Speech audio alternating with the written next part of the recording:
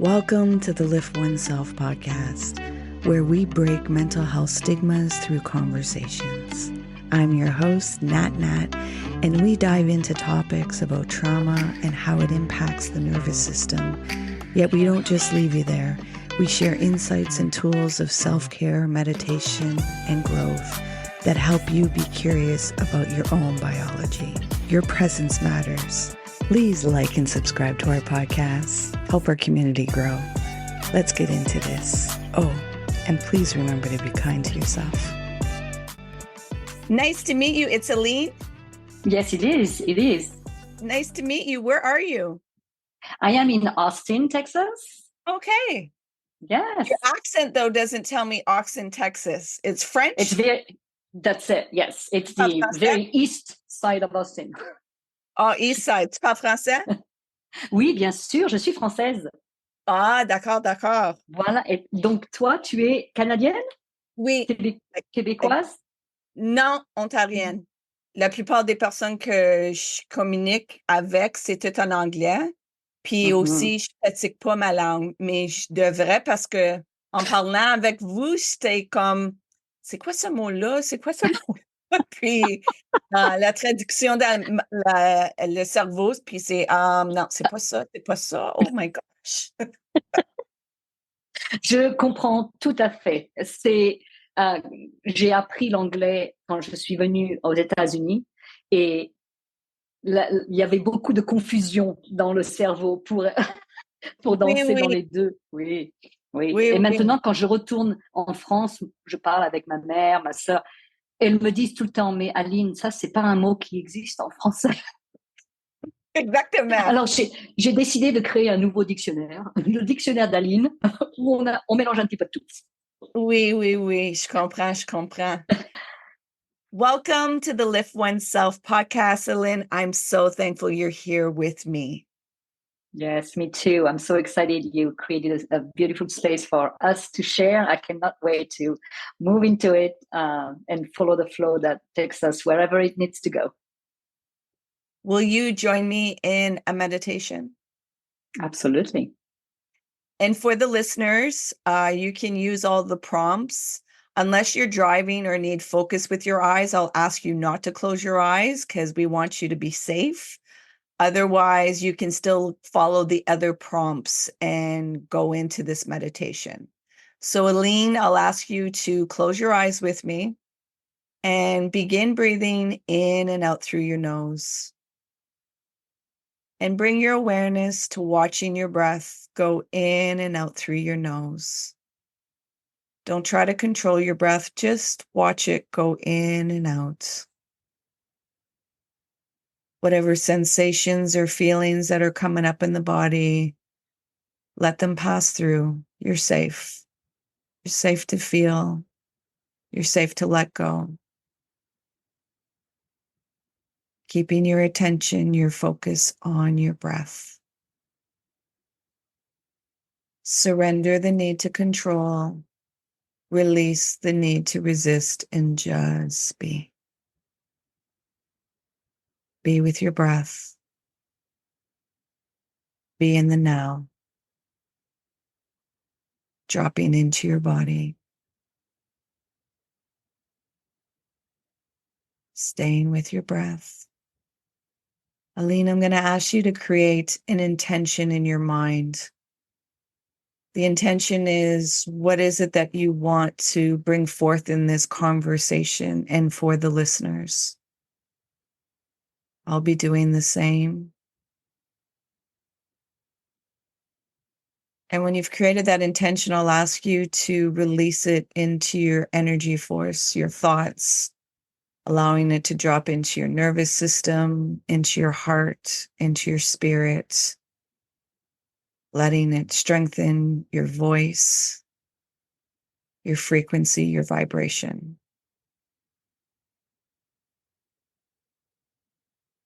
Keeping your awareness on your breath.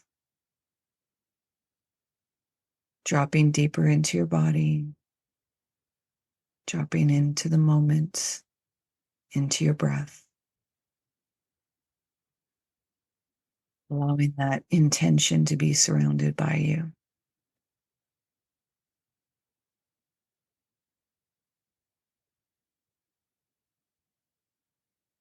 Now, while still staying with your breath, at your own time and at your own pace, you're going to gently open your eyes. How's your heart doing? It was so green. At the moment that the intention was moved out to the energy force, it became so green everywhere. And it was permission, complete, total permission to fully open. It was beautiful, beautiful. Thank you. Can you let the listeners know who Aline is? Well, that's going to be a little nutshell of what it is. But I would say that Aline is the most authentic version of this alignment that I feel within myself, where definitely joy is moving her. And it is when I find myself reconnected with joy, it's the most empowering experience for myself and those around me to experience that consciousness called Aline. Aline is in her little vehicle, so to speak, and this 3D reality is this very ordinary French girl who unfolded and discovered through the ups and downs of life the extra that was within herself, and that through the focus work of following spirit allowed her to replug that extra in her ordinary to transform her entire life in experiencing extraordinary. Beautiful. Can you explain a little bit more what oneness is for you? I know that's a word that we hear a lot, yet, and it's part of my company. It's in the naming of my company in this podcast, Lift Oneself. Can you give what the definition is for you? Mm-hmm. I feel and know oneness as the merging of all parts of who I know myself to be, and what is also on the outside, what I experience and project outside. So when everything, there's a congruency of a moment, a space where everything appears to me as orderly, it's the experience of oneness that I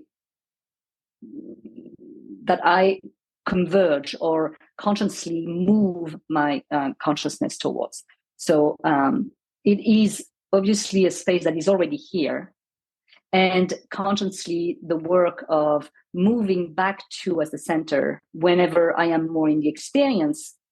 The oneness is to me the existence. So the experience where I go to explore myself from this existence is what I do every day, knowing that it's safe for me to go experience that, because this oneness existence version of myself is there as the hook to go back to in any time, anywhere, at any moment, around any people, and that. So it is the source of and the center of where Aline is in the most whole and safe way to be. Beautifully said. You mentioned in the transformation that you work at being in joy and to have your experiences in joy. Can you paint that a little bigger and give us an understanding of what that looks like for you and how you cultivate that in your everyday? Yes, absolutely. And thank you for asking. This is but because this is the path that I have found the most exciting and the most purposeful and meaningful for me. So thank you for allowing me to share this. Joy is, let's put it this way, is that for the first probably 20 years of my life, 24 years of my life, the first ones, it was really an experience to be in joy and then get out of it and experience really the joyless life, and with a lot of ups and downs, dualistic experiences, based out of outside needs to be in joy and creating joy from experiences there. Joy must be in vacation. Joy must be in making money. Joy must be in having this boyfriend. And so this incessant experience of finding some version of joy at a sudden cost that is systematically, it's not going to last technically, and it's vowed to a condition for me to actually access to it. And very often to get out of my own truth in order for me to just touch it. So obviously by the age of 24, after this repeated experience of joyless life, the realization was that's not, like, I didn't say yes to this. There's no way. I pushed the button and yes, that sounds very fun here. That was really clear for me, was just not that. So what I realized, and that's when really the awakening happened to me, everything collapsed from that joyless life. Nothing could sustain anymore, could be sustained. And I realized who I had chosen to be, the joyless version of me, which was as far as I could have ever imagined of me feeling safe, beautiful, empowered, connected, joyful, purposeful, meaningful, all of this. And so the path then became very clear, because everything that I had been chosen, felt, every time I would be remotely feeling this way, I had to go 180 degrees around, like on the other direction. And so it was a challenging experience to have, obviously, because it's the awareness of the duality, darkness, right?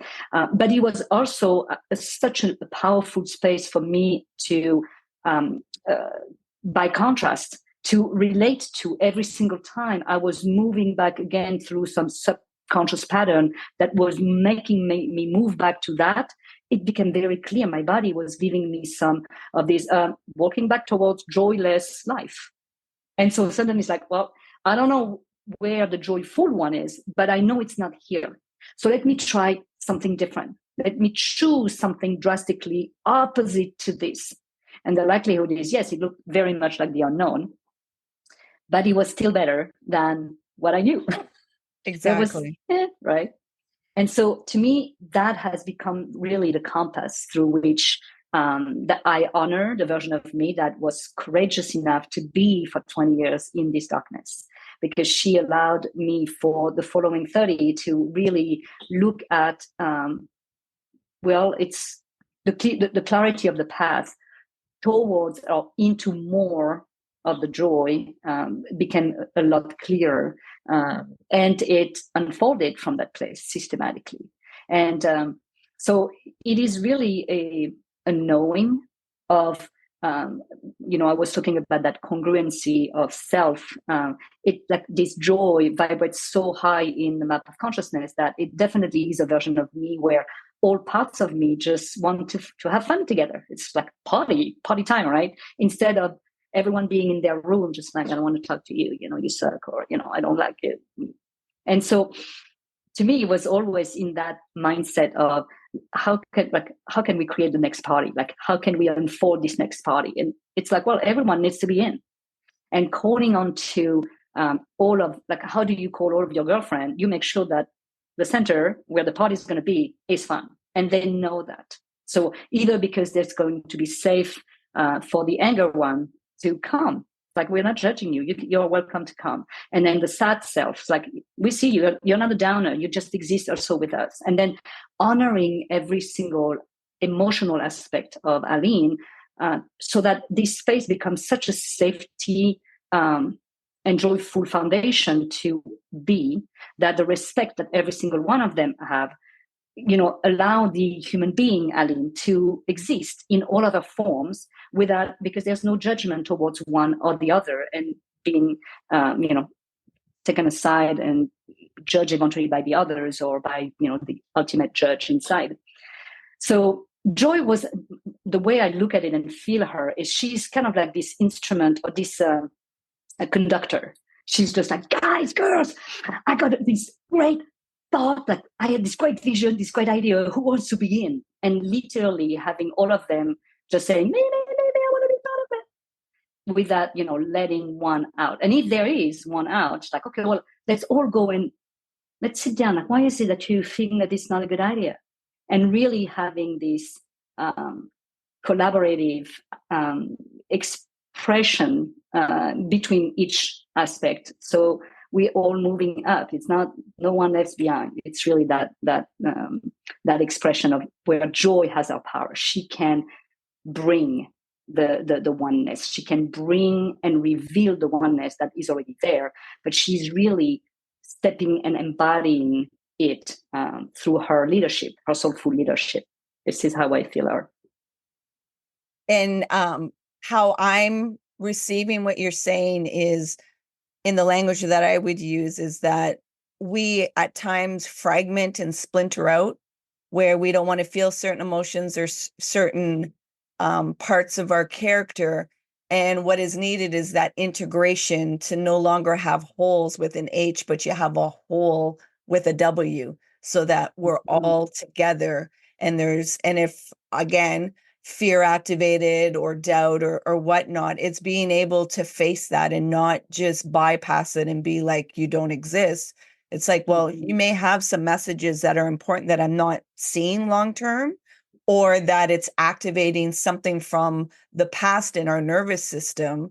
Yet let's give some information so that I don't fragment and I don't splinter off again, that this is a wholeness and being connected to the big S, the big self. And really, and how I see the big self is our life force, God, Allah, universe, whatever name you call it, that you are in flow with that energy, that you can experience life the way that you need to. And from what I'm hearing you say too, and what I guide my clients into, is reconnecting back into their curiosity. Because a lot of times people have been disconnected from curiosity, and you require curiosity to go into that unknown, to go into that uncertainty, because it's like, no, the brain wants to stay what it knows and just stay where, even if it's, like you said, joyless and dim and dark, we understand it. We know what's expected. Don't give me any surprises. So that curiosity allows you to go into those spaces where it's like, wait, I'm deserving of being in my worth and having joy, and also really activating that choice. And so can you explain how at the beginning, because everybody has a beginner's mind, what did that look like at the beginning of going through this process, and how you related to yourself when these, big parts or big emotions, because you're also explaining like a bit of the IFS, the integrated family systems. So I'm just using some language so people can see, oh, this is what it's relating to, that you've created this whole unity of modalities in there. Could you explain what it looked like at the beginning for you, and how you had to continuously do the process of integrating and sitting with yourself? Yes, and the really the moment of what I call, like, it's like the Big Bang for me, where the universe was rebirth, is that moment when I had this conversation from a very much victimhood consciousness, where that I was in a space where I had zero capacity to move forward anymore the way I knew myself, right? So, of course, it was a lot of anger, sadness, and then sorrow and feeling guilty, blame, all of this version, that I was given an opportunity to actually share all of this, because I was full. There was no more capacity. So, and this guy who I encountered, who could feel and see me, like, having the tears in my eyes and being on the verge of, like, like I'm going to explode, or somebody needs to poke a hole in it and just like help me just like, empty myself. And that's what he did. And he gave me an hour and a half of his life to just like, with the questions like, well, what's going on? And literally it was that opening gateway to unfold all of my emotional narrative, and my mom and my dad and my brother and my sister and my boyfriend and then the government and just name it, and then the aliens and everyone. It's like everything and everyone who was responsible for the fact that I had absolutely zero power. And so once that was done, after an hour and a half, I felt so free and open. And I'm just like, oh my gosh, this guy is my savior. That must be him. So what do? I'm just like, yeah, so you have to stay with me all the time forever. And which, he could have used, because that's a lot of power to get from somebody who is very powerless, right? And what I really honor him for having done was actually to tell me the truth, which was, and it was in French at the time, but it was telling me, says, I don't know any of these people you mentioned. It's a beautiful story. Like I could have gone to a movie and watched a beautiful movie. But at the end of the day, he says the common denominator to all of this is you. So he said, what the heck is wrong with you? And that was my slap in the face. That was my come to Jesus moment.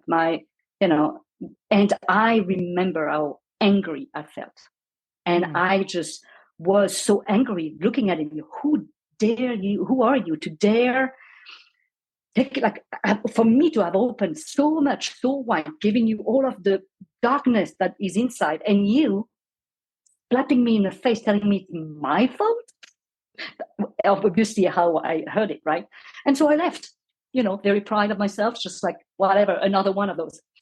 And I came back home walking, from wall to wall with these two being on my shoulder that I could very clearly hear the talking to me with two different voices. One that was just like, angry, like, what is it? Like, who does he think he is? And, it's just like another one of those.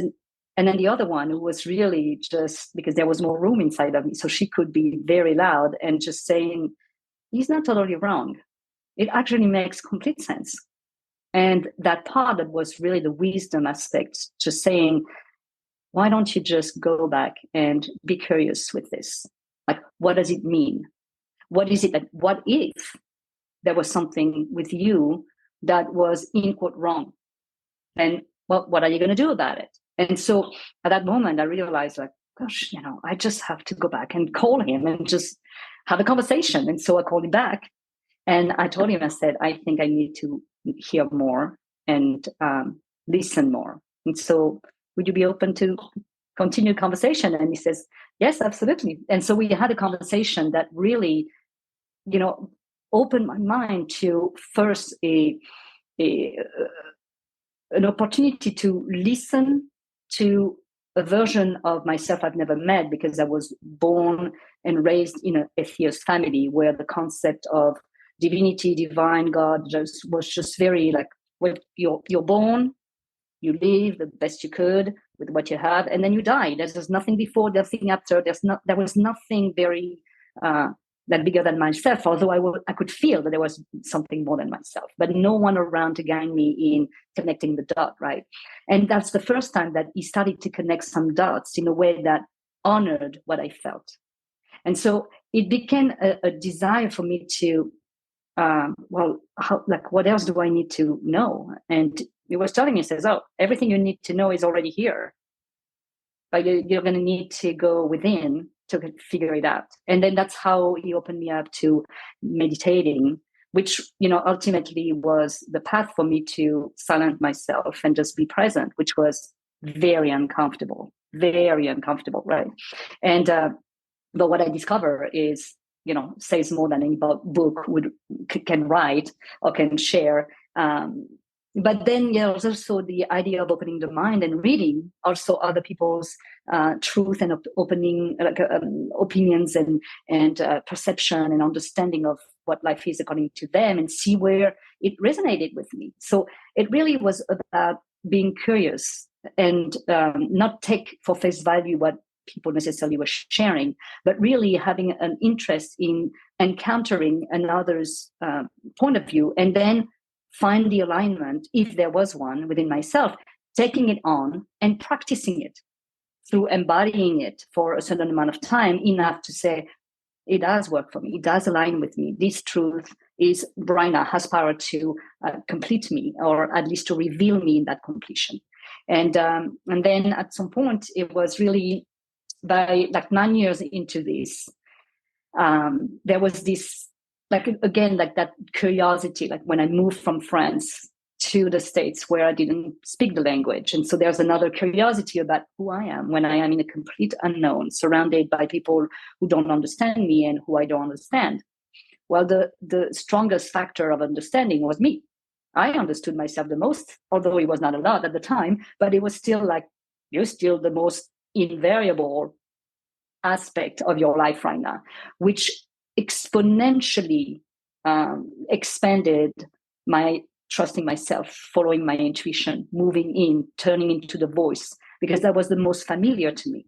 And so my intuitive development literally got optimized during these early years in the States, by the nature of being in a world of unknown, which, once again, it's like I had to go back to be a child, to listen, to open up, to be curious, to ask questions, to be in the beginner's mind, I don't know anything. Like, I just cannot assume that I know, because I don't know. And really opened up a lot of like being a sponge, just like, gathering everything from the energetic information through the intellectual, emotional feedback and physical information that my environment could provide me. So it's a lot of holistic, it's like a big recipe with a lot of different information that comes out. It's like, ooh, let's cook something that is going to taste good,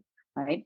And so I would say that I've never had really one practice that has lasted for 30 plus years. It's been the consistency has been to just give back the power to the child, the playful aspect of me who is capable of learning and growing, because it has the values of curiosity and fearlessness when it is empowered. And so, of course, my entire support is playfulness. Like, my coaching business uses playfulness as a way to reveal joy. And so it had to be, because that's my path. I had to be willing to play, to open up, to look at life as, okay, that's a big game. What's the game? How do we play the game the best? Like, and not because somebody was going to win or lose, but it's because the joy and the expanding joy was the win. And not only for me, but for everyone around.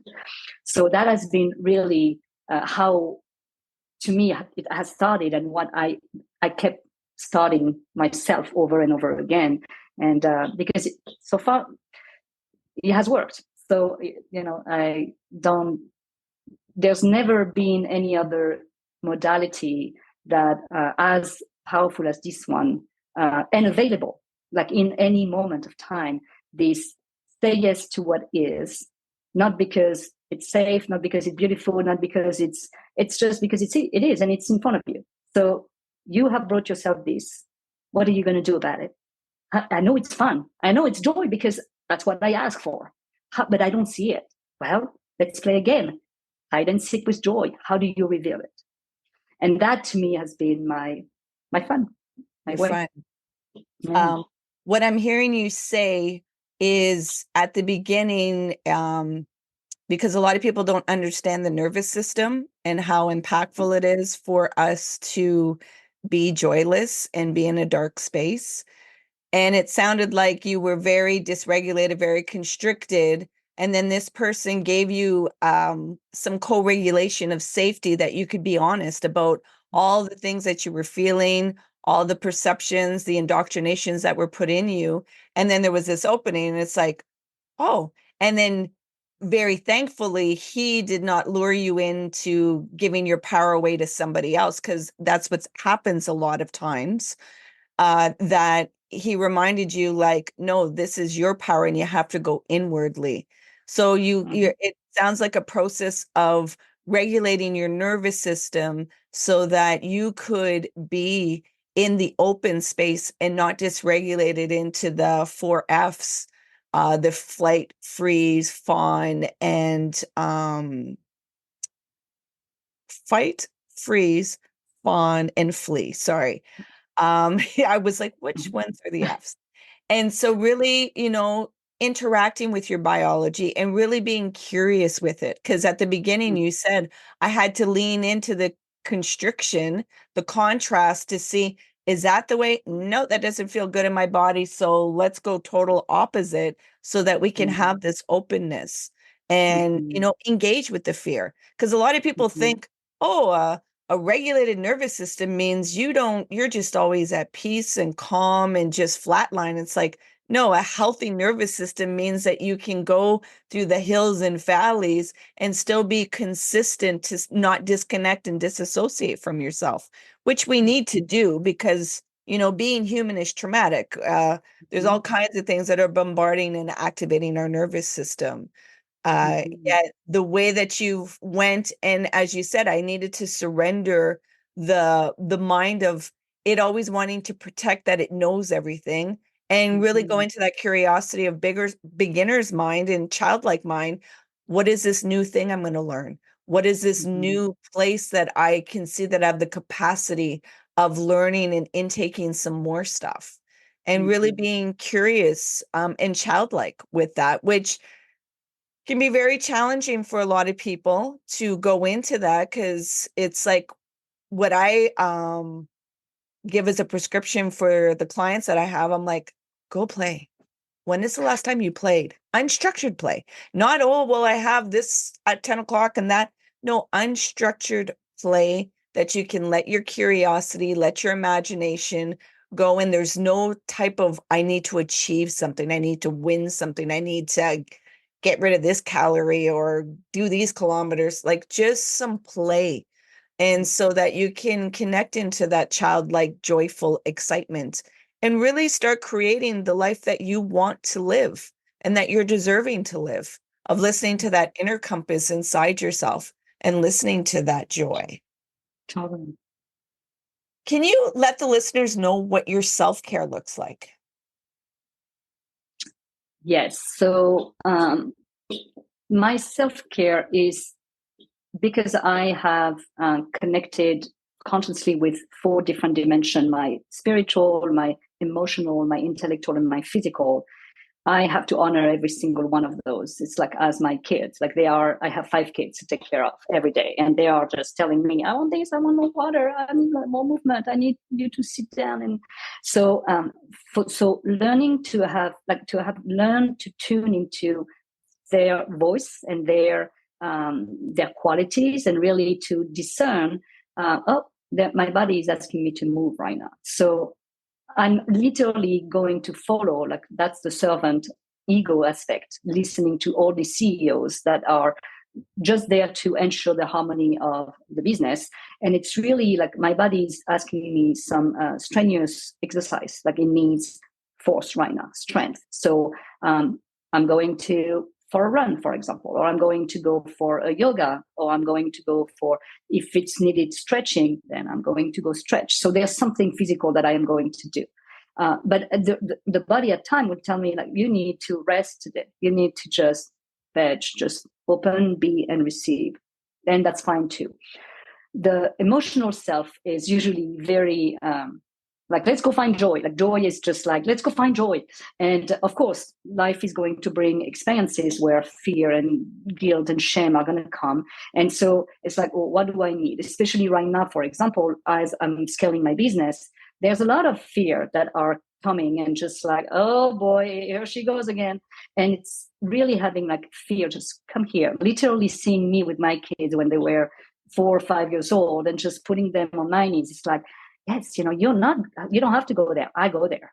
And so having the awareness, honoring that voice of the emotional, like what's going on right now. And the body is so amazing at providing feedback, direct feedback to it. So that is one aspect. The mental is really like more, to me, it's like the to-do list. Like, what do I need to do to create the structure that will allow the emotional and the body to actually, and the spiritual to really be honored and seen and respected, and complete today the most. And then the spiritual self is really how I start my day. It's like I open my eyes and I have this moment of what do you need? Like add the I, the big I, and spirit, soul version of myself, the highest, and honoring what comes up. And then I usually get up, and then I always have my hot lemon water first thing in the morning, because that's an honoring the space to me, it is the experience of spaciousness, because I am preparing the digestive system. I am rehydrating the body in the morning, which water for me is unconditional love. So it's like all of this connection to, I am saying yes to unconditional love. Thank you. I'm saying yes to whatever comes in because I have the space for it and I put the intention to it. It cleans the kidneys, it cleans the liver. It's like all of this is preparation for receiving. So that usually is very early in the morning. That is what I start with.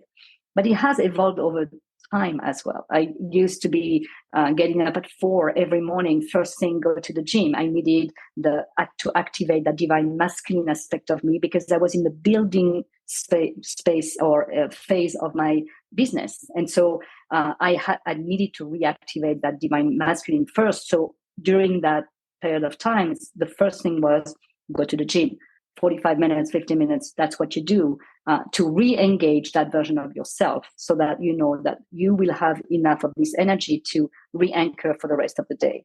So once the the phase was done and that it was more about the next phase, where I had to be more in the divine feminine to receive new information on how to scale what that building first phase was.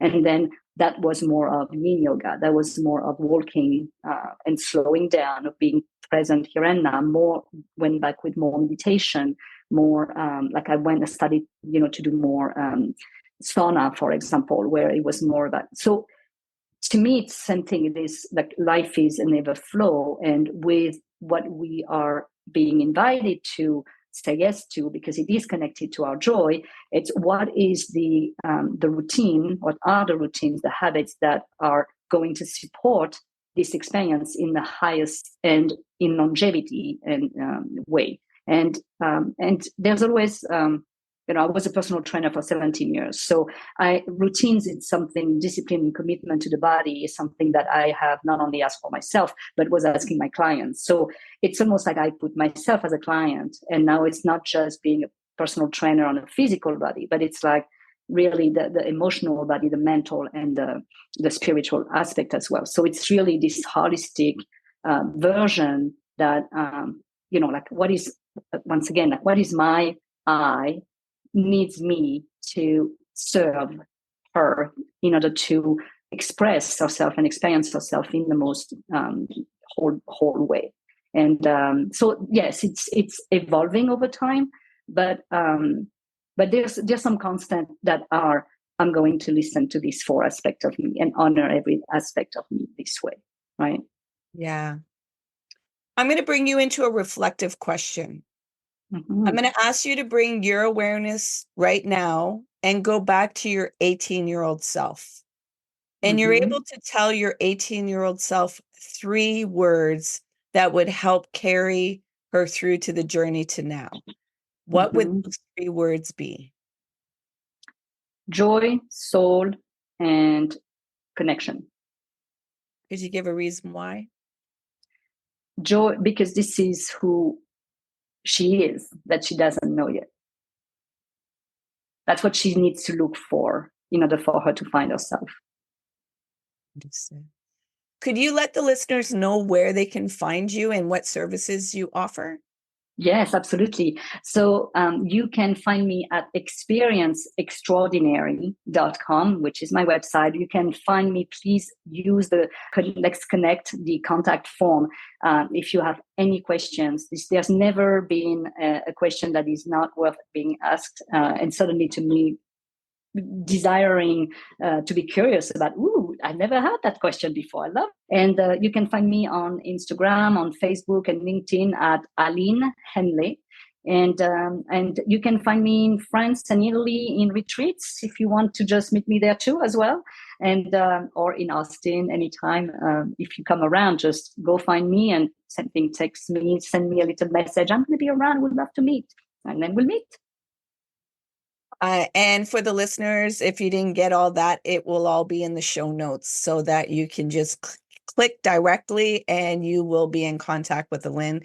And like she said, use that contact form. There's no question that is an unanswered question. So ask the question so that you can get some answers and some direction. I want to thank you for being a guest and coming on the podcast and sharing the joy, sending out that energy and that vibration, and also doing that warrior work within yourself so that you could use that alchemy of impurities and bring them into gold and share it to others, that there's a different way. There's a way of expansion and feeling openness and joy in your life. So thank you for Wonderful. that, Aline. Thank you so much for giving me a space to share, and thank you for your work as well, to be an expansive and magnetized experience for others to find themselves as well that way. So really, I honor you in your mission. Definitely, thank you. Thank you. Thank you. Please remember to be kind to yourself. Hey, you made it all the way here. I appreciate you and your time. If you found value in this conversation, please share it out. If there was somebody that popped into your mind, take action and share it out with them. It possibly may not be them that will benefit, it's that they know somebody that will benefit from listening to this conversation. So please take action and share out the podcast. You can find us on social media on Facebook, Instagram, and TikTok under Lift Oneself. And if you want to inquire about the work that I do and the services that I provide to people, come over on my website, come into a discovery call, liftoneself.com. Until next time, please remember to be kind and gentle with yourself. You matter.